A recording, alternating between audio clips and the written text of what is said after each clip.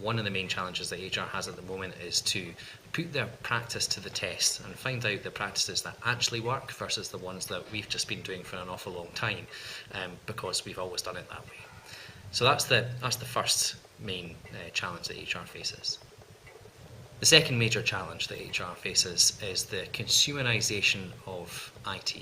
So in the past, the way that developments in IT used to flow was it would be developed in the military, it would flow through to business, and then eventually, once it got cheap enough and it could scale, then consumers got the end result. And the personal computer is a great example of that. Military applications, first of all, then businesses got a hold of it, then it got cheap enough for the consumers.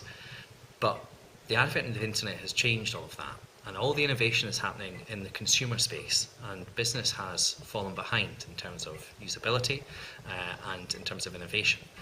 Now, again, we're starting to see some changes in that area, but HR has been particularly slow to adopt that. And the danger is that if they don't take advantage of the new opportunities that are out there, some other department is going to own a lot of the interesting initiatives that are out there that are really impacting on employee performance. The first thing I'd say about the learning habits of managers is how they are, how their perceptions differ. Depending on whether they think about something as a learning activity and whether it's something that they are doing in order to carry out their job. So when you use the word learning, managers tend to think of something that happens either when they can make time for it or when they're told they absolutely have to do it.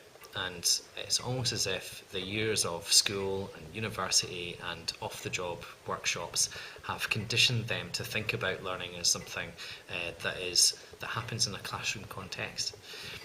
If you ask managers, what do you do when you're faced with an unfamiliar challenge, you get some really interesting answers, all of which are they effectively learn in a range of different ways. But these are informal learning mechanisms, and these are the ones that they actually learn how to carry out their job. So they'll have informal chats with colleagues, they'll have chats with their line managers, they will search the internet, they will, if there are good systems in place, look at internal resources, although that doesn't happen as much as they look on the internet because of usability issues. So the first thing is that how managers perceive learning has an impact on what they say they would do when they actually learn.